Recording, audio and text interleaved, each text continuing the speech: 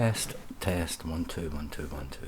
The moon projection, deception, part 2, final segment. So, the last video ended talking about Lilith, Eve, Martha,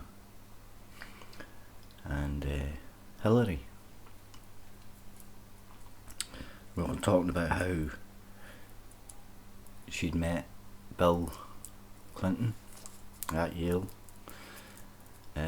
Basically they two got on like a house on fire, and it wasn't long before she was elected as a senator. So she was also elected as a first lady to the United States Senate, and the first woman elected statewide in New York. So she was doing good. So Lilith could easily follow that agenda as the first lady of the reptilian bloodline. So her whole task, like we said, is to bring the two sides together. And she was the first supreme lady of that Anunnaki and Luciferian bloodline, which William Rockefeller Clinton is a leading member of. He's one of the top lizards on the planet. Him and her are projected like, you know, like idiotic, stupid, again crazy, blah blah blah, murdering fucking scum, steal everybody's money. Well, that's what everybody else does, but they're a lot more deeper than that. Don't be tricked. They've got clones and all sorts of things going on protecting them. So if you take one of the clones out, you realise, and this has happened maybe numerous times over the last maybe 10, 15 years, people have tried to get the actual Hillary Clinton. So anyways, let's not get off course here. So Lilith, she was infertile. Catherine Medici, she was infertile for a while. So was Mary, i.e. Mary and Joseph. So are many of these females right gone down. So was Hillary, and so is Hillary. Supposedly, I don't know if this is true, right? I'm just trying to tell you some deep inside stuff that you might already know. I don't know. Don't know if I'm going any deeper than what you know. So, basically we're talking about carrying these bloodlines and heads of, you know, Europe, you know, we've talked about that, but, so she, like, you're talking about the buff goddess, you're talking about fertility techniques, she is the right or of the night, or the howler, as we say. She could also be the banshee, she could be the witch, she can be all these demonic kind of female entities that you could ever have. She was supposedly Adam's first mate, depending on what side of the gang, which gang you belong to, right? Let's call it. So I mentioned in the first stage that she was the first, and she left Adam, but another Eve appears in another story. I think it's to do with the Hebrews or the Jewish versions, and like we said, she had wings, so she had the ability to fly, but that doesn't mean she actually could fly. That just means there's a craft involved, in my opinion, which the Anunnaki could easily supply. So she's always been portrayed with owls, and there's a fascination with owls.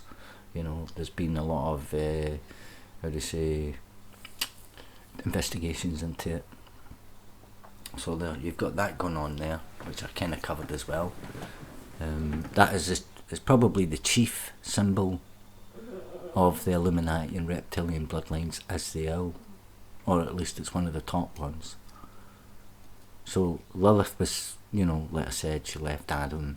He tried to dominate her, slapped her around, probably done other things, sexual things she didn't like, I don't know. Anyway, in all likelihood, she's one of the experiments from Enki, right?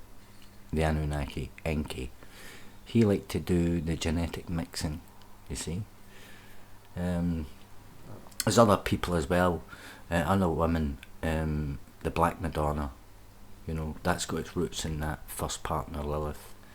You know, strength, equality of womanhood, a proud, kind of upstanding, commanding person, you know, as opposed to the women who are strictly subordinate.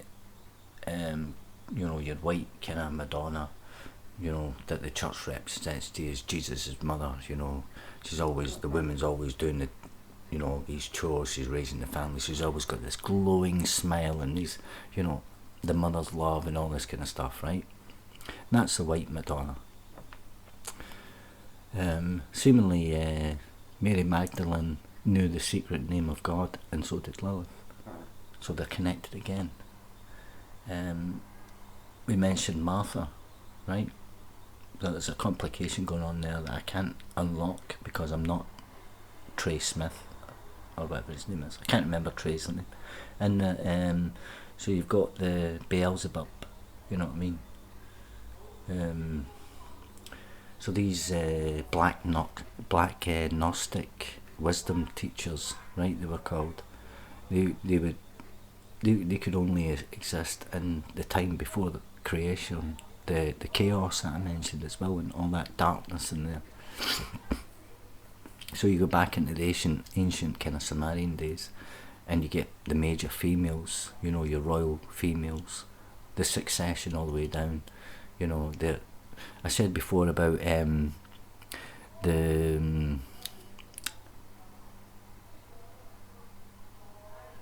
can't remember. Anyway, we're going into the lily on this one, right? The lotus leaf, right? So we're going to lily on this one. You have the lilies, which is the same as a lotus leaf, just done in a different, by a different kind of mindset, or a different, or an off branch of the same civilization. They decided to use a lotus leaf. Maybe they didn't have, you know, you're still a water lily, still the same thing. So you have names like Lily, Lulua, Lilith, Lulutu, and Lilith. You know, that's the house of Angela we were talking about earlier. So, you've got the kind of like going into the 5th century in Europe at this point. You've got the royal bloodlines starting to happen. You've got the bloodline of France, which brought in later the royal house of the Scots, along with your Davidic line of Judah and your unicorn Despostinque Enix. That would be the Christine unicorn. So they're the only things that can purify, you know, and can seemingly can purify you, but they're basically just going to enchain you, imprison you, persecute you, or at least get you on one leg with one arm up your back and make you think you've got some kind of control, and you know, they're trying to replicate what Jesus was trying to do, but they're doing it in the backward step. So Lilith, Hilary, Eve, Mary Magdalene, Martha, all these females. The actual Anunnaki had their own females. Oh, they had their principal deities, you know, their sacred circle of 12. So they were kind of like human, kind of, well, I'm not sure. They thought they were humans. I'm not sure. I think they were the children, the first children. So you have Nana, Sin, Ishkur, Adad, right there, the younger sons of Enlil. They were born on the earth. So you have Sin's children as well. Twins. Sin had Uta was Shamash, and Inanna Ashtar, right? So Inanna again comes in, and she's Lilith, or Hillary Clinton would be. You've got two family groups here, and I'm trying to get through this. So the first female from Nibiru, the Nibiruan female, was probably Inanna in that story, in a sense. So there was only one way to bring these children of Nibiru, and keep them on Earth.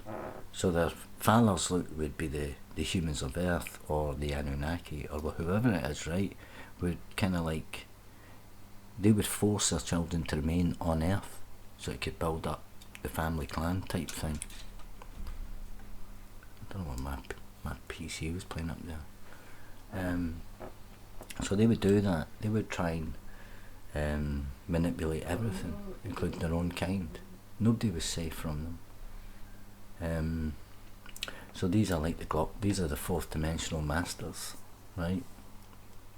They're the shepherd kings. So they are. These are the guys that make things tick. But I wanted to go into the females. I didn't want to talk about the men so much. So where are we?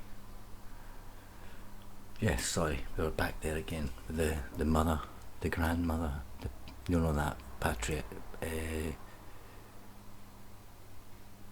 that patriarchy, mothership, the female side to softness, and these would later kind of destroy the goddess culture that they created, So you get the shepherdess, like I said,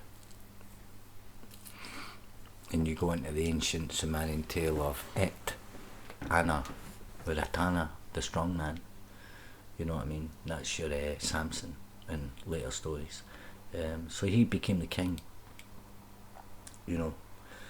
Ishtar was looking for a shepherd. She was searching everywhere for it. This is a tale, you see. And she wanted a king. So this was after the flood, or the first flood anyway.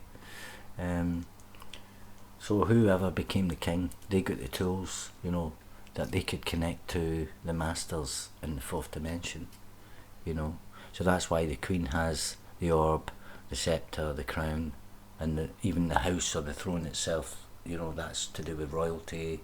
Everything's made out of gold, and it's got precious and semi-precious stones, diamonds, emeralds. These are what the gods would speak about. So all these things are crystal receivers. They're all energetic. Whoever holds these has the ultimate power, right? And maybe it doesn't look like it's doing anything, but it's got that commanding, higher dimensional kind of thing about it. Well, people in general used to fear these kind of objects because they thought they were, you couldn't look at the orb or the scepter, or even the crown, because you'd get your head cut off, and don't look in the queen's eyes and all this kind of thing. These are all transmitting the thoughts of the royalty, so that you'll bow down to it, you'll put your head down because it's, there's great value in there. I mean, they might not even be worth anything. How do we know what they're worth? It's just money. It's just whatever somebody puts a price on. It's ridiculous.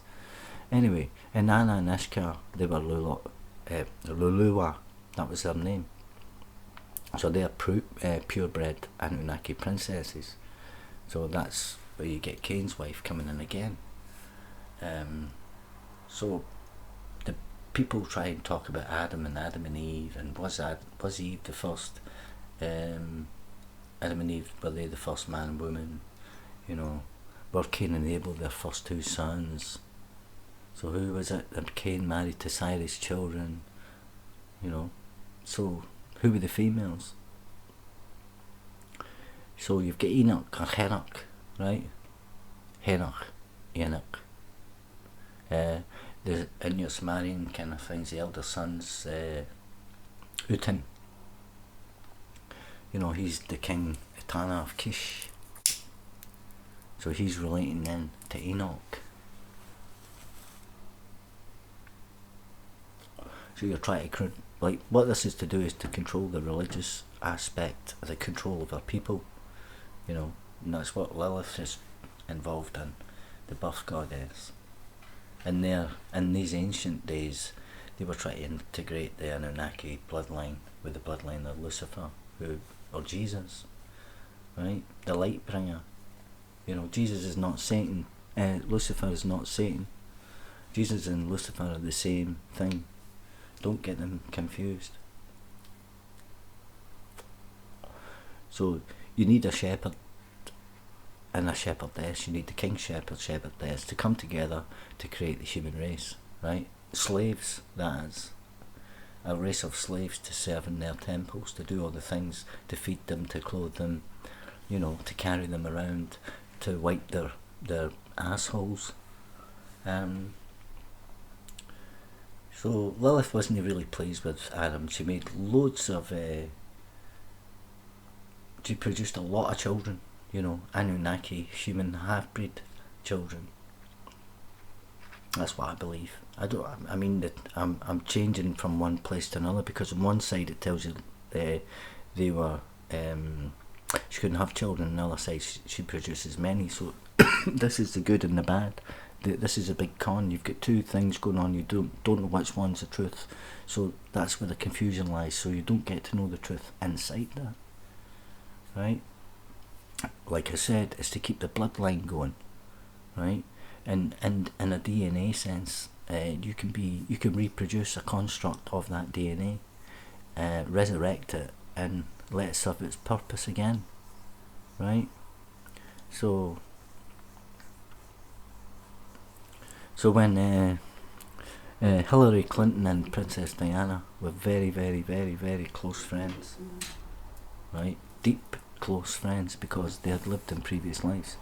Hillary Clinton, when she was Catherine de Medici, she was married to Henry II of France, who was having an affair with a woman who was actually in Princess Diana as a reincarnation. So that's why Princess Diana, she quite fancied being the First Lady of America, you know. She would have quite happily united both sides of the bloodlines. So they would have been hand-picked for her. Each man, you know, would have came from the New World Order, you know. That's the bloodline of Jesus. So you would have had a Rockefeller or a Bush in there. Their families would have been respectively represented. And there was only ever one candidate, and that was Bill Clinton. Because there was rumours going about at the time that Bill Clinton's own mother was an illegitimate daughter of Winthrop Rockefeller, the royal bloodline, right? And also the Rothschilds, the Anunnaki bloodline. They bought into the hand of Princess Diana, and they wanted to marry her to a man of their choice. So you've got, on one hand again, you've got the royal bloodline, on the other hand the Rockefeller royal bloodline, Rothschilds, Anunnaki bloodline, right? So they wanted to marry, both sides wanted to marry her off. So when Clinton heard news of this, he was doing some nuclear test ban treaty signing, right? So this had been planned beforehand, and nobody could get out of it. And so Hillary comes in with Princess Diana. They brings her into the White House. So you've got Hillary, Diana, and there was this kind of like how do you say, they were trying to marry Princess Diana to John F. Kennedy Jr., right, who was due to get married to Carolyn Bessette. So and somewhere in there, they were looking at there was a problem because you couldn't do this. So they wondered if Diana would be able to do something with Bill. So they're sitting over. Can you imagine it, sitting over breakfast? Two snake females, right, talking about, you know, try to take over America. Both become first ladies and both in competition with each other. Princess Diana didn't fancy it though, you know, but she wanted to get out because during this there was a lot of leg touching and Hillary Clinton being an absolute fucking lesbian whore, slut, fucking horny bitch, tried to get it down with Princess Diana. So Diana left America. She didn't go back, right? That friendship was broken forever. And that's where this is where the other side comes in. This is how this is leading up to Diana and when she was killed and why she was killed and all the rest of the stuff, right? Which we might go into, I don't know. There's always going to be two warring races and everything, just like you get in movies or whatever, right? We're not dealing with aliens though, right? We're dealing with actual people, humans, who are Anunnaki, reptilian, and blah blah blah, right? So, sorry, I'm just having a sip of my coffee here. There's a lot going on here, as you can imagine, right? So I've touched on Hillary, and I've touched on the female side, the female snakes. There's a lot more of them involved, trust me. Right now I'm going to move into a different area again, and I want to bring in something else. So, let's move into something else for a minute, about the CIA. All of them are dragon men. But inside that you also have the same battle between the bloodlines, because like I said, there's been a dispute going on throughout, I don't even know how long. Could be millions of years, could be billions of years, I don't know. Anybody who wants to find a date for this, on you go, good luck. There's a lot of things connected into the CIA, and they're a major branch of the dragon system. They would be your top spies within the dragon system, your dragon spies. You have high levels of winged serpents in there, like siakers. Might not be the right name. So you've got your Syrian star system empire, right? That's your reptilian area, right? You've got your Anunnaki. They set up their bases in Sumeria, right? They're reptilian, or of a reptilian form.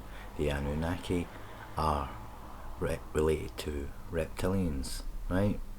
That's why the legends exist, because there's a culture between reptilian. You've got your dragons. Again, we're back to dragons, right? So you could go back, maybe, I don't know, anything between 100,000 and it's maybe 100,000 to 150,000 years, according to legends, right? According to somebody that I speak to. I've mentioned his family within this recent broadcast. So they're all to do with winged dragons, right? At the 4.5 month stage, the human fetus, right, has a reptilian-like tail, okay? Some people are actually still born with tails, right? Scientists like to call your primitive part of your brain the reptilian brain, okay? And does that make sense if we're meant to come from apes? No, it doesn't. So they're desperately covered that up. You've got loads of people again made their whole life and great reputations, Nobel Peace Prizes, you know, all these kind of things out of just absolute bollocks. I've said this before, right? There's so many stories and songs and dances all over in every culture going back thousands of years that we know about, where there's been these dragon men and women, or these flying dragons, serpents, snakes, blah blah blah, right? So you've got your rites and your festivals, all this that's to do with the, you know, the beginning of winter, which would be the ceremony of the dragon's death, right? It's to do with your moon, it's to do with the sun, it's to do with seasons, it's to do with fertility, right? So the Anunnaki, Nibirian family, those are the ones with the phallic-like heads, yep, and they carry the bag, and they look like they've got watches on. Inside the bag is the fertility stuff, that's for the garden. But also inside the bag is the DNA bank, where they collect or they replenish the Earth. So in that bag there, they're bringing down every DNA thing that we need on the planet within that little bag. There's not an actual vessel. The Ark itself, if you read it properly, is described as a submerged boat. Submerged meaning submarine. So the Ark was built in the same sense a submarine would be, to be able to be tumbled around. It would have to be sealed. There would be no, deck or anything like that.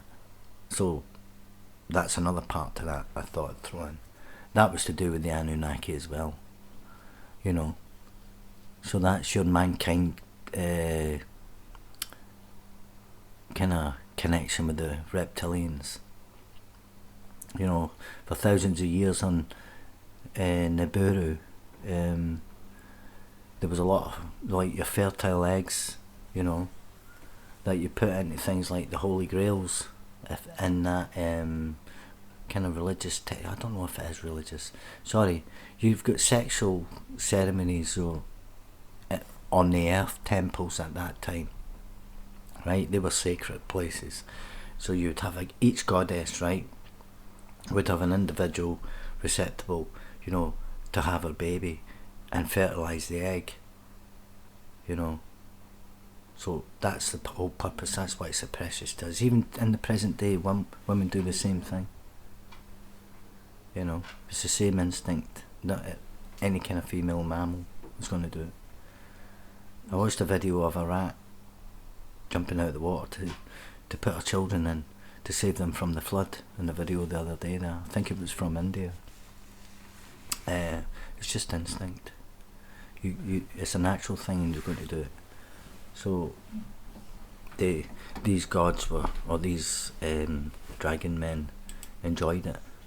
They enjoyed coming down to earth, and the women were really, really, I would say, they thought they were beautiful, wonderful, really fertile. Sex with them was brilliant. So the women had the power, So they would use that in a powerful way. So they would make you believe, deep down inside, something that wasn't true, because you do not control your fertility. Even your most basic right, you don't own it. You don't control it. It belongs to them. So somebody else always takes responsibility for you giving birth. You don't really do it yourself anymore. And if you do, good luck to you. Right? The male Anunnakis, they could produce offspring with the female humans and the female Anunnaki. However, they still had to produce eggs with their male human lovers. So that's why the important side is put on the female side of the bloodline. That's a true way to birth a reptilian on your home planet. So you get some abuse going on by these gods. They were violent sexual abusers. And that continues as well through the genome of the male genome, is the violent sexual abuse. That's to do with your cosmic parents, way back in time, and also due to people being oppressed, men and women alike. They've been used for sexual experimentations and just instruments for somebody's personal pleasure. Like, you get serial killers and rapists and fucking paedophiles and all these kind of ones, right? That's what's going on there. They still have that archetypal kind of deep ancient kind of fucked up god syndrome. The earth needs cleaned of that sexual abuse, and that's what's happening. Like I said to you before, think of the place being renovated. There's going to be a lot of noise, a lot of mess, total inconvenience, but when it's done, it's going to be really, really nice, and you'll see why it was done and who done it. You'll find out. You'll certainly know by 2024 everything. This year will certainly give you a good idea what's going to come. But it's still abuse. Abuse is abuse, you know. It's to do with self-control, you know, and within that inability to control yourself, you become blind, you know. So if you want to be nice people in your life, you know, you have to deal with the uncontrolled aspect of your past lives, you know. You're basically holding on to guilt, and that keeps you separated from others because you had a past life where you had guilt, and you're still doing the same thing even in the life that you live now. So you're not able to love, you know, everything that you've been, you know. You have to be who you are now in the present and love that. You see, control's the biggest thing. It's been the nature of everything since time began. Your dark forces of Orion and Sirius, Koshab, you know, there's your energies, your stargates, your Egyptian pyramids, you know. You don't utilise them now, but you used to. So the stargates, they could travel through, you know, and also into other areas of creation and change things. So they would return and get to the point where the male or the reptilian gods wanted to, you know, shag all the women on Earth, you know. They would you know, want all the Earth priestesses, you know, and they would they would be looking to, you know, get rid of this, you know, pent up sexual desire, you know. So hundreds and hundreds of gods would have came to Earth in those days in small kind of spacecraft, had sex with the priestesses in the temples, impregnated them, but then what happened was, and this is going into the Epic of Gilgamesh, the gods started mating with the mammals, the animals, you know, which would be us, if you kind of look at it that way. So they didn't, the Nibirians they didn't care. They didn't see a difference between, you know, animals and women, you know. No, you know, physically, you know, when they were experiencing intercourse, they didn't know any difference. So that's your bestiality bit coming in. So then you go into your governments, you know, and why do you wonder why they let everything slip, you know, down to the very bottom of their priorities, you know, like your environmental issues or whatever it might be, wars and all the rest of it, because the reptilians need that, you know, it's to do with oxygen they breathe compared to mammals. So they need the planet to be turned into their atmosphere, you know, their makeup, so that they can breathe it, which I've said before. That's morphogenic humans, right? So then you go, how do you survive in an oxygen? How do you survive with no oxygen? Your home world is damaged, the environment's fucked, you know. That's what they want to do. They want to bring it down to that level where oxygen is depleted, right? So you need evolution, you know. So to become a better breather, they need that. They need to adapt along with us, like I said, to put our seed inside us. So you know, they need the planet. You've got one side of them wanting the planet to have barely any oxygen, and the other side to have loads of oxygen, like tip top. So that's why we're constantly up and down, up and down, up and down. We never get anywhere, right? These dudes can harness any kind of energy, you know. They can withstand extreme heat conditions, also the cold, also wet. They can lay in the sand or snow or lay in the water, and it wouldn't faze them. They're conserving energy, they're taking energy as well. So the global warming thing's way put on it, you know, that's put to the side. Nobody cares about that anymore. Who cares? You know. If you go to Florida, if you go to the places like that, Aspen in America, those places are just reptilian infestation hellholes. They're nests, you know. That's where all the reptilians are. There. You know. So they don't mind the heat. They don't mind the, you know, the polluted environment. They're quite happy. You know, they've got their thick reptilian skin and their metamorphic senses, you know. So they don't have true human emotions. They're very intelligent, you know. They're mind control experts. They like to control the mind with their powers, you know. So, how we say, if you brought the oxygen ratio down to about 14%, right? That would make every human on Earth like a retard. Completely do what this, you know, very controllable, you know. So you check that out as well. The reptilians, they can use oxygen. They've got a better ability, so they would prefer, you know, that, so they could take the upper hand. So then you've got water as well, right? Dirty water is good for a reptilian, right? So they want to bombard it with all these electromagnetic storms that you see going on, right? That's what's happening. They're battering us with electromagnetic energy, negative rays or something. I'm not sure what you call them, right? So the reptilians have become like your jail keeper, right?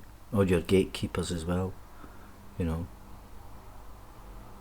So it's like they're draining your energy like vampires from the planet itself. They're just raping you, your planet, physically, mentally, spiritually, you know, taking it all. You've been raped and pillaged in your soul, right? So that's why the New World Order wants to focus on oil and fossil fuel, because they've always done that, you know. They exist in that environment that's more polluted and radioactive, the better. They see that as friendly, you know. To them, that's a good environment. No, it's not for us humans though. You know, it's been planned all this a long time ago. So this is their plan. You know, they want to deplete the oxygen that produces our rainforests and the Arctic wildlife. You know, they want to kill all your forests. They want to, you know, destroy the natural resources. They want to use them up as fast as possible, so there's none left, right? As soon as you just keep polluting the place, right? Because the reptilians love that. They don't want palm trees, you know.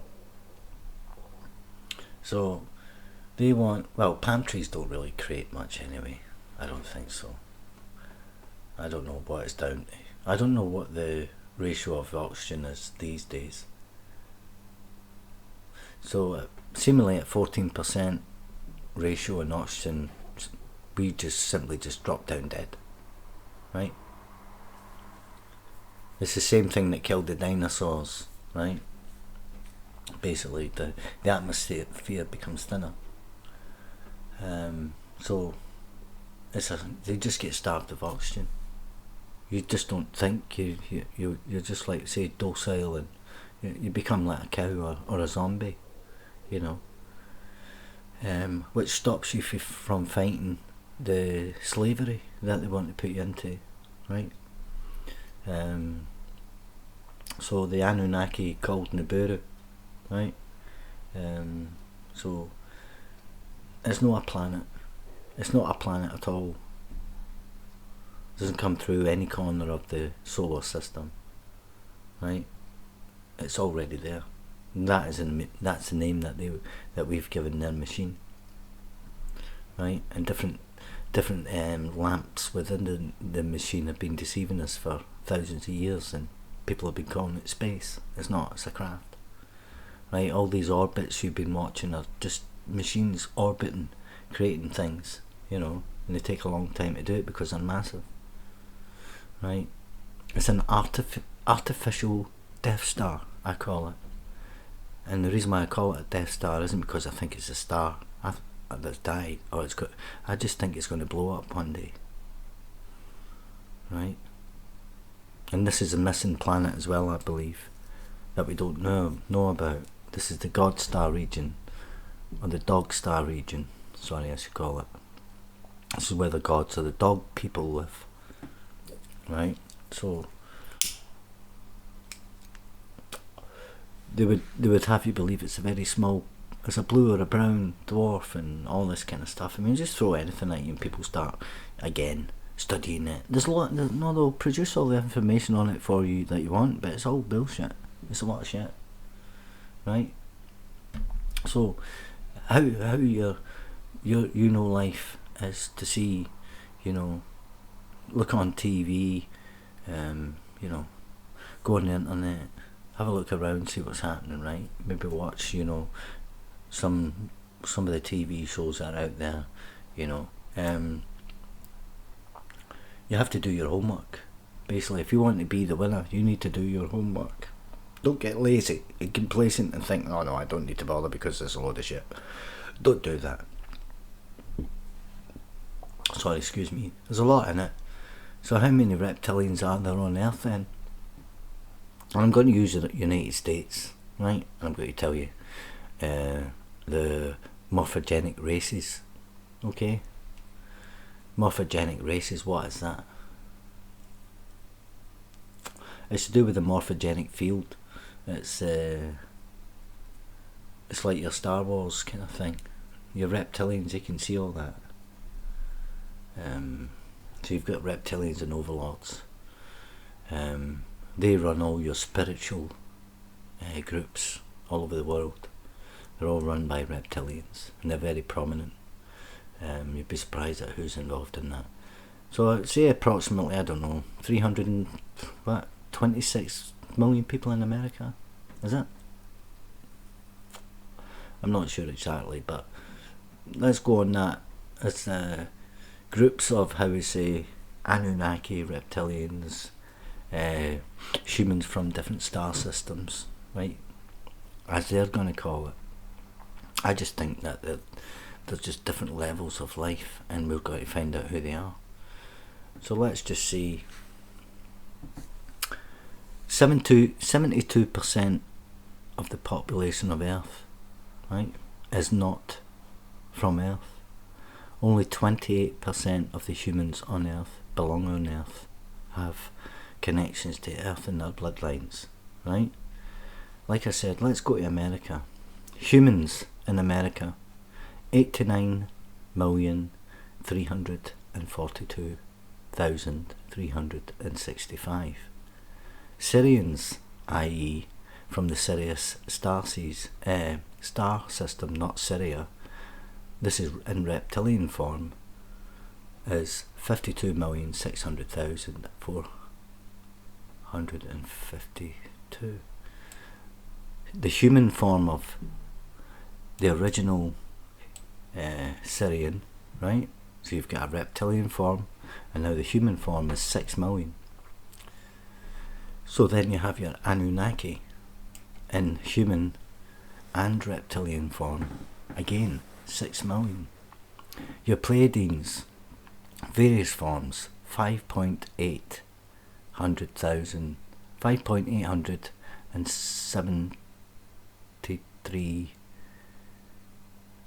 Sorry, I'm wrong. It's nearly 6 million. It's 5,873,245 million. Aye, it's nearly 6 million. Your Arcturians, 2 million.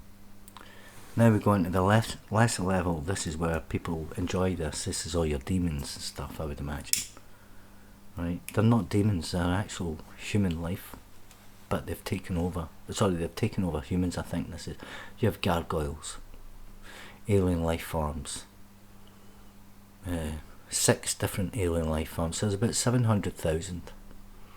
Other reptilian species, 300,000. Orbs, 75,000. Artificial intelligence, 7,376,000. 7,376,000. That includes clones and Orion robots, Biomechanical beings, 7.5 million. Speakans, 600,000. Antarians, 245,000. You also have angelic beings, sprites, water and tree spirits, which are 4,685,000. Orions, 27,142,682. Fairies, elves, elements, 22 million. Okay. You have your pre-Pleiadians, your Lyrans, etc., 21 million. Refs, MIBs, 1 million. Intergalactic criminals, 5,000. Surians, 9.5 million. Assaulted other alien species, 35,604,000. Okay, and then we look into the breakdown of this, a reptilian species in your law enforcement, okay, your political things. So, well, let's have a look. In your federal government, reptilian is 75%, your state governments is 63%, and your local politicians are 80%. Your police and other law enforcement, reptilians is 68%. Surians associated with reptilian agenda 21 are 30%. Associated with reptilian agendas, 6%. Military, leadership reptilian, 86%. And body of military, 55%. Right? So that's coming from your Orion star system. So you've got 1 in 6 beings walking the streets being reptilian. So why is there a problem with that? Okay. That doesn't take into account your Orion Siakars and your winged reptilian elite. So many of them are the power elite, the wealthy, the famous, you know. So we're all living our dreams. We're looking, like, we kind of look at that and think, oh, I wonder what it'd be like to be that. We're looking at that, and that is a reptilian ideal, right? You're looking at reptilians and you're thinking, oh, I wonder what it'd be like. I'm not saying I would do it, I'm just saying in general, people aspire to, you all want that lifestyle, you know.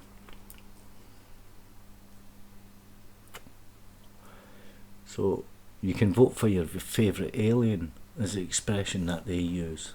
They think it's funny. You know, they think when they see you going to vote, they're saying stuff like, oh, you know, I wonder what alien you're going to vote for. Who's your favourite alien? Right? So you've got wannabe reptilians as well.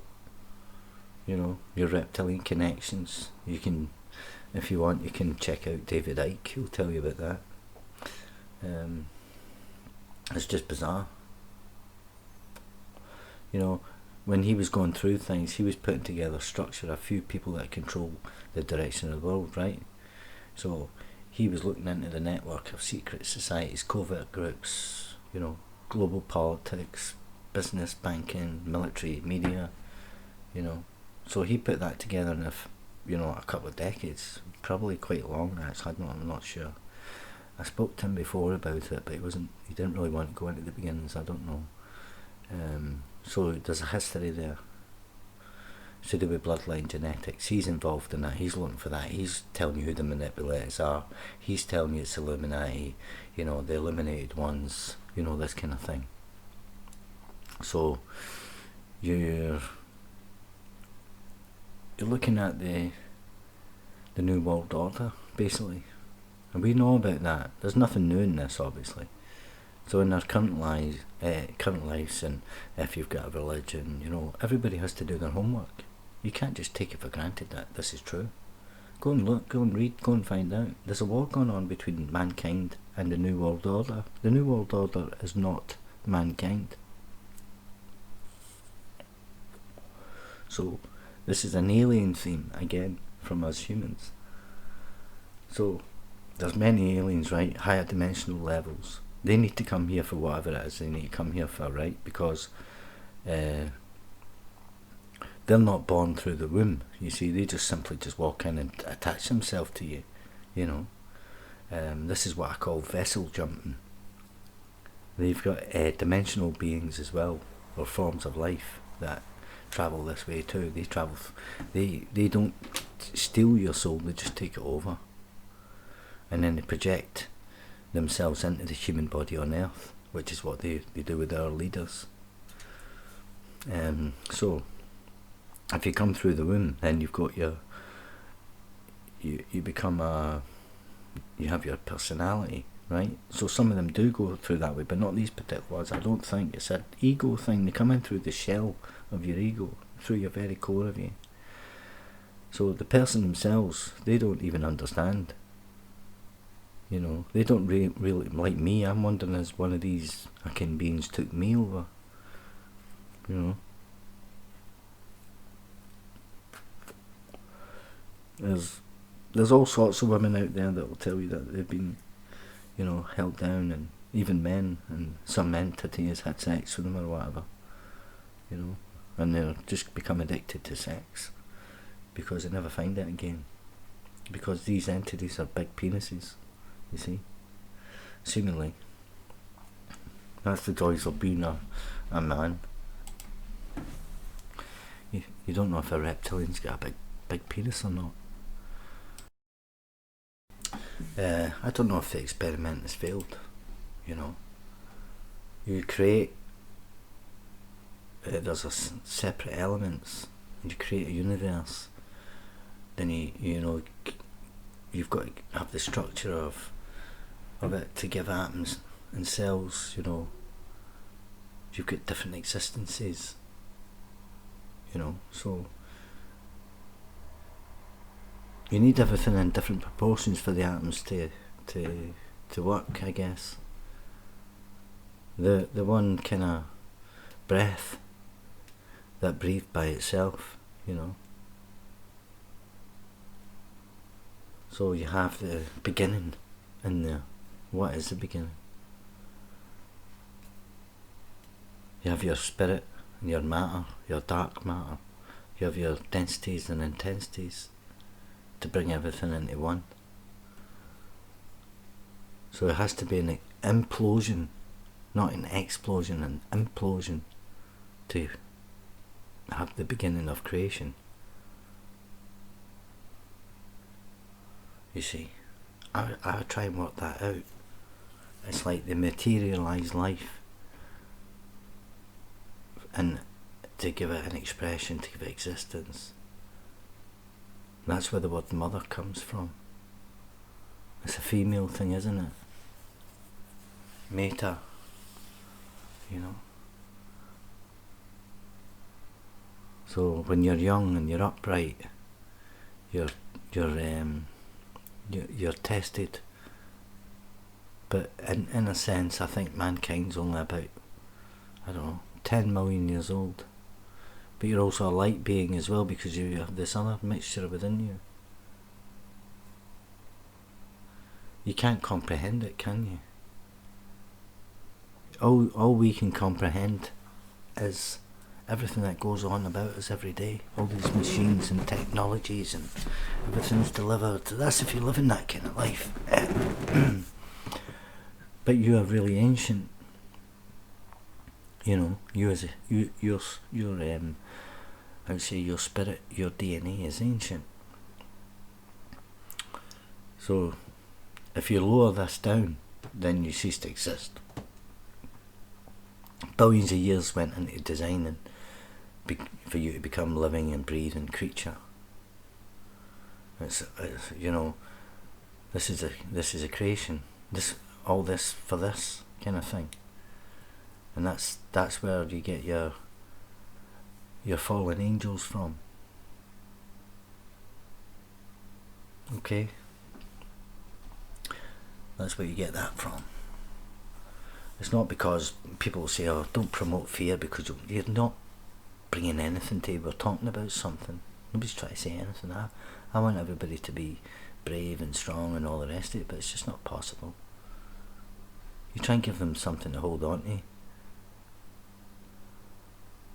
There's all sorts of myths and experiences going on within this. So let's get back. Where are we in this video? I don't even know where we are.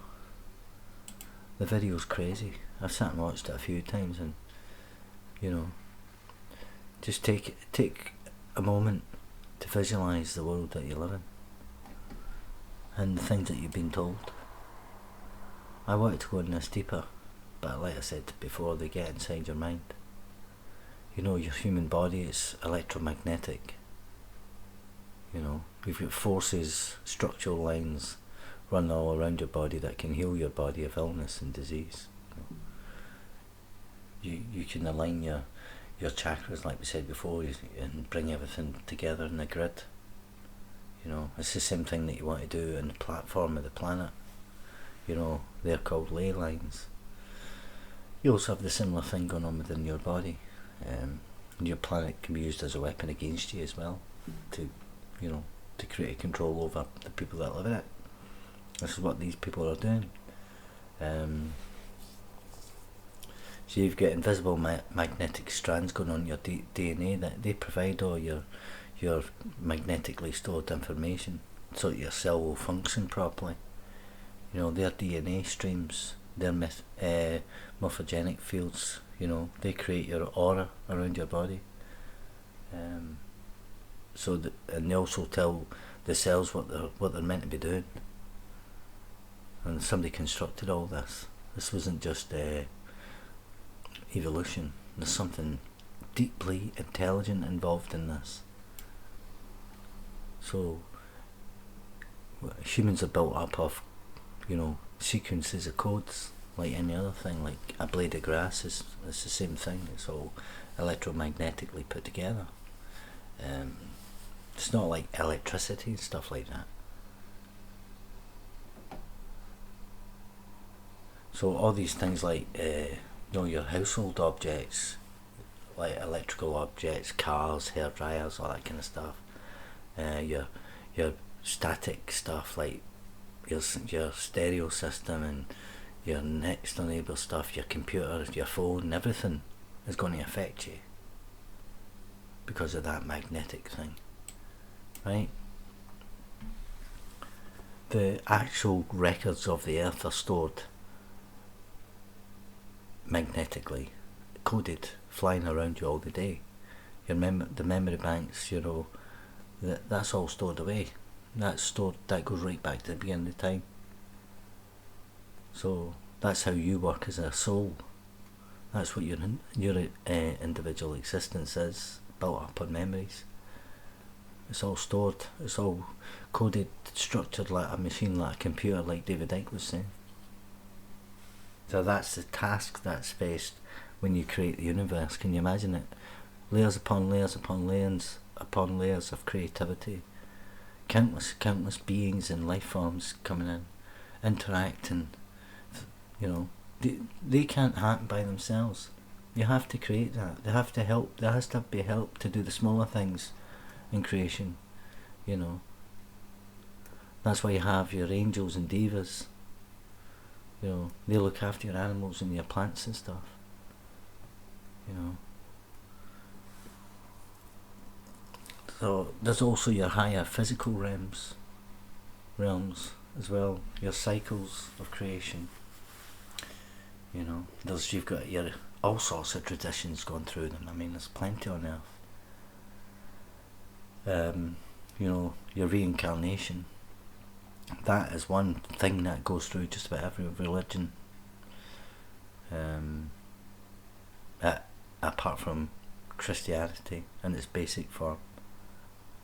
You've got your mystics and your Gnostics and your other teachings. They come from the Jesus cult. You know, all reincarnation is rebirth. You know, it's the coming and going of your soul into a new vessel. Each time it comes back into the world, it enters a vessel, and that your soul's task, right, is to experience everything that is in creation. So this can take a lot of lifetimes, re-lives, rebirths, reincarnations, right? So you have 84 cycles. You've got 12 paths a soul must experience in its comings and goings in creation or on this planet. You see? So, I don't know, you have around 800, well, I'm saying that, probably more than that. You'd have 8,400,000 lives, right? That's what you're going to have. That's where people say, oh, I think that person's been born before. You know, they've got an old soul. That's not taking into account other times where you might be involved in incarnations. You know.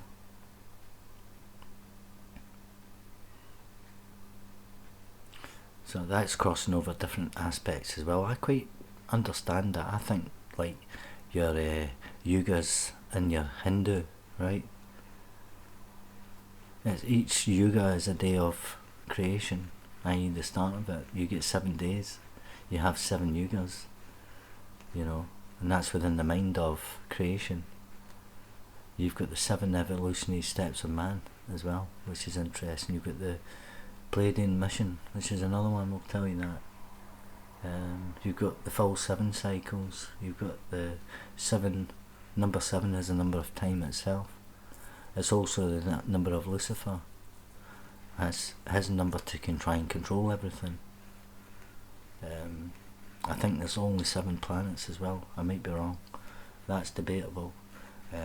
So the Pleiades, you know, they developed the human being because they know how to evolve creation. They know how it takes and develops. They know how a human spirit form can develop. So that's why they can vessel jump. You know.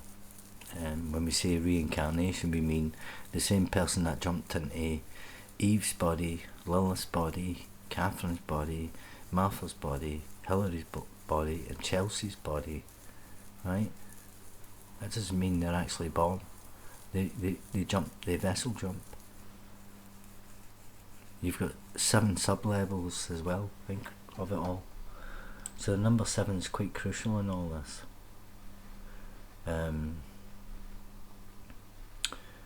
You've got your development of reason, you know, that's where you solve problems and make differences, you know. You look for answers. So all life is to us humans is material existence, because without it, there wouldn't be as many of us. That's where the slave thing comes in again, you see. The more slaves you've got, the better, and the more that you feed them with this material thing, the happier they are. You know, but most of us are still kind of searching the answers to why we exist. You know, you've got your emotions, fear, anger. You know, hostility starts to take over when things go wrong. You lose your trust in people. Anybody says they don't, I don't know who you are. I think you're potentially just lying or trying to look good. We think we're rational, we think we're thinking beings, we think we can reason, you know. There's higher powers in this world, a lot more advanced than what we are, and we're always looking for the higher power. You know, the sun, the stars, the moon, nature.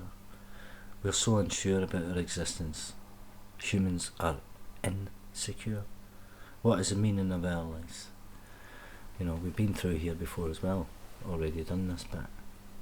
We look at space as a puzzle, and we look for it, we try and solve the puzzle. So we start to develop, we start to look out, we start to calculate everything, like the Mayans done, the Egyptians done, you know, the ancient. I keep using these ones, right, because they're quite popular ones to use. This, I'll probably have to get some new names, you know. So, doing this video, nearly at the end now. Can't believe I've got so many hours. I don't even know how many hours I've had in this video. So you want to develop your knowledge, you want to develop your mind, you want to accumulate wisdom. You need to learn from the millions and millions of years that it took from creating this intellect. Don't throw it away. You're not here long enough. You're here on a brief material experience only. You know, the development of your intellect, the awareness of knowledge, the truths, the wisdoms, you know, the acceptance of beliefs. You know, you're leaving behind the thinking of the past. You don't really need to accept the old myths, the idols, the false gods. Your real intellect comes from enlightenment. So, higher technology is becoming, or it's going to come in again. We're going to be able to do things that we never thought was possible. Like somebody once said, one day we'll be able to fit this computer on a table. And the computer was really big. It was like a mainframe thing, you know. It's like, whew, as big as a factory building. Well, I think that was the early 70s. Well, look what we can do now. We can fit a computer inside a tiny, tiny, tiny little electronic device. You know, fully. That, you know, so I think we've stepped quite far in, say, nearly 50 years. So electronics technologies took over in your devices, your handheld devices, your cell phones, all that kind of stuff. And you're beginning to try and understand the secrets of the universe. You know, we're trying to learn. We're trying to see the bigger scheme of things, and these people are stopping us from doing it because they don't want you to.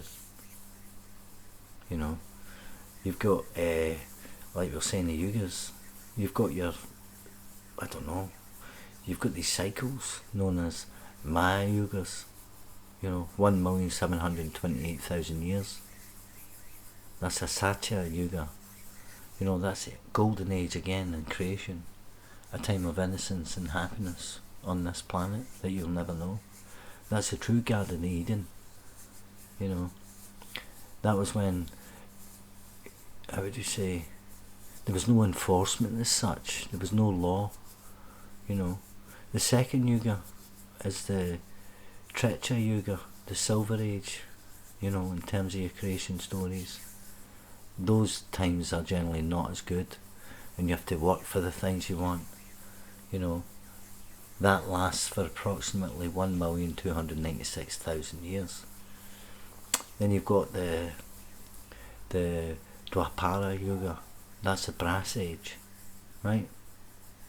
That's when things are really savage. It doesn't last long. Well, it does last long. It was 864,000 years. And then the fourth one, or yuga or age, is Kali Yuga, the Iron Age. That's the one we're just leaving. Well, some people say we're living in it. I believe we're leaving. That's when things get seriously difficult and nasty, you know.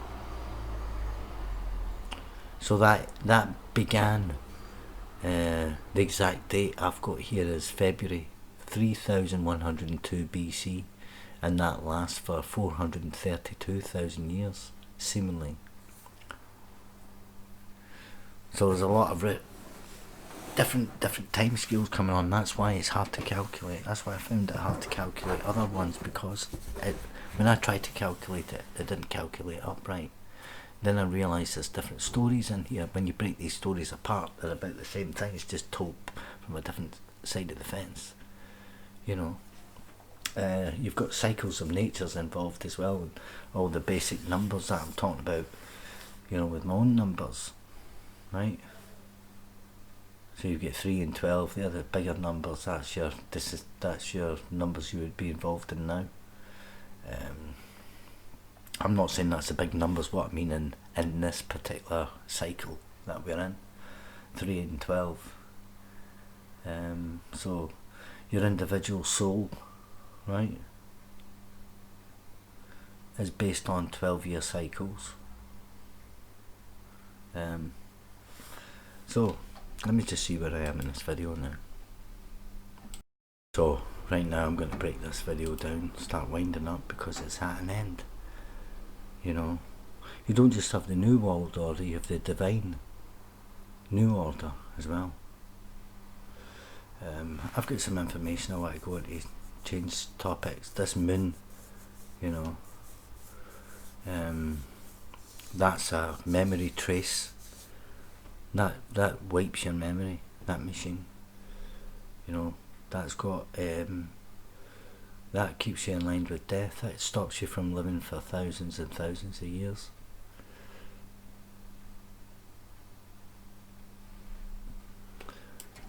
I'm quite glad that this moon video's over. I'm going to cover, I'm going to do a bit more coverage on the Anunnaki and serpents and stuff, so thanks very much, cheers. Hope you understood everything. Sometimes I get lost, but it's because I'm not able to control, and they block me. Anyway, thanks, bye.